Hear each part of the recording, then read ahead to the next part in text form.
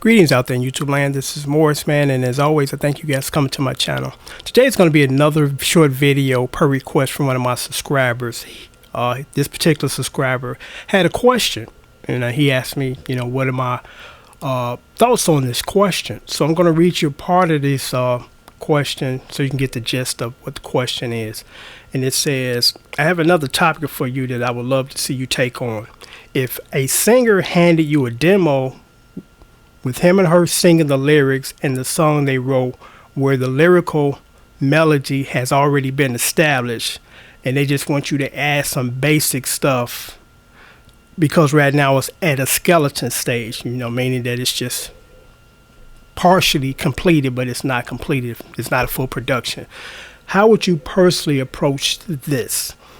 And I guess the best way to answer this question is to give you my insights on when I first started doing production myself, because I started off writing stuff for myself and my band, and then I started to get people from all over the city when they start to hear my production and ask me could I give them full-blown production. So the very first production job I got received was from a childhood friend. He became a manager in the music business, so he brought over these two people. They were a male-female combo, and they were related. They were cousins. And the lady was the singer and partially co-writer, and the male was the piano player and co-writer as well, and background singer and lead singer. So they brought me over a demo with just vocals and piano, and they said, we want you to work with us and give us a production on this full production. So the first thing I did, because there is no one set answer to that question, because oddly enough, each song you approach differently, so it's not kind of like a assembly line type of thing that I do exactly like this on this song, and then I'm going to go to the next production, do the same. So again, I'm going to give you some insight on how I started to approach, other people's, ideas, musical ideas. So they brought me a demo, just piano, and the female was singing lead, and then the background vocals, it was her singing and him doing harmonies. The first thing that I wanted to do when I heard that demo was take her out the background and give him another part so he could do a layer, do harmonies with himself. And initially they kind of didn't like that idea because it's like, you kind of changing my idea. I said, trust me on this, because the reason why you want to do that, first of all, is this. If the singer is the lead singer, you want to put her out there. You don't want to have her in the background too. You want to have two other people in the background, because think about this. You got to think about this. When you're doing it live, you're not going to be able to have her singing in the background while she's singing lead. So it's like, try to do something where you keep live performances in mind, because sometimes people don't think about that. But if the song become a hit and charted, it's like, how are we gonna pull this off on stage? So you got to think about that. Don't get caught up in the studio tricks. So that was the first thing I did. I said, I'm gonna take you out that background and give your cousin another duty to do harmonies with himself. And so then, like I said, it was just the piano and them singing. So I wrote in a bass line. I wrote in a drum part. I wrote in strings. I wrote in two guitar parts. And that's basically what I did. I mean, again, it's a question where each time you do a production that you're going to approach it differently. And I just gave you an example of how I approached it, how I approached that particular song. And then there's other songs, I do it differently because they love that song, and then they came back with another song called I Can Love You Better.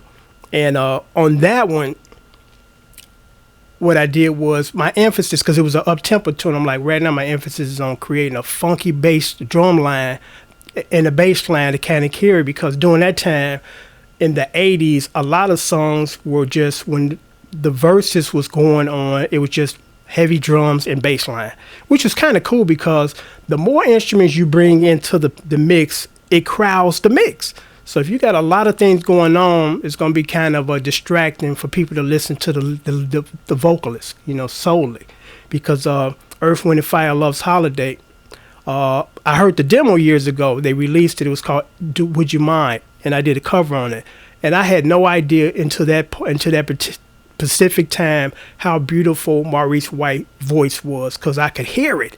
Because it's interesting, because when I first heard that song on the All in All album, Love's Holiday, my first thoughts was this, because you have a tendency as a musician to hear things even when they're not there. And the first thing I said to myself is, it's too much going on in that song. I didn't like the guitar parts. I'm a big Al McKay fan, and it's not that he did a bad job. It's just that he was forced to add something to the picture or the mix when he really didn't need any more added to the mix. So those guitar parts, it was like two of them playing harmony thing on each other. It's like, that really don't fit to me. I mean, strip it down to its bare essence, because you just want a basic track where, you got a MIDI piano part going, maybe one guitar lick, a bass line, and a few other things. But some bands have a tendency to do big productions, and the bigger it gets, the more it becomes difficult to really listen to the vocalist, to hear all the timbre and all of the runs and all of that, because it gets crowded and buried on top of all that music. So, that's the answer to the question. Each approach is different. Go with your instincts, because if you are an inspiring or a talented producer, it's gonna come out. When you hear stuff, you hear things that you think that will work well in it. So again, that's my recommendation, and that's my story as far as how I got started. Because I'm gonna just say this also, which is interesting. What I find really interesting is this: when I sit down and just write a composition solely by myself, I do that. And then when I work with other people that bring me something, I do something with their composition or joint effort that I probably wouldn't have done on my own by myself, because they're bringing something different, and you make your adjustments, because I know how I write in my style and the way that I do things. But when you're working with someone else, you might have a tendency to do it different to get good results. So sometimes it's really good to do that, because somebody brought me a track, and it was a country or western track, and it's like, write some lyrics to it. And it was kind of a task, because I'm like, well, I've never done that before. When I did, it was on some of the best lyrics I've ever written, and the melody, So it's good to challenge yourself and work with others, because as far as my channels, 4 years ago, if somebody would have told me, you're gonna tap at least about 5,000 songs in a short period of time, get out of here, But I tested myself, or should I say, I put myself in a situation where I've never had to do that, and I was able to do it. It's amazing the things that you can do once you've been given the opportunity to do them, or just kind of sometimes forced, So that's my suggestion, and I hope it was helpful. Until next time, take care. Thanks for watching.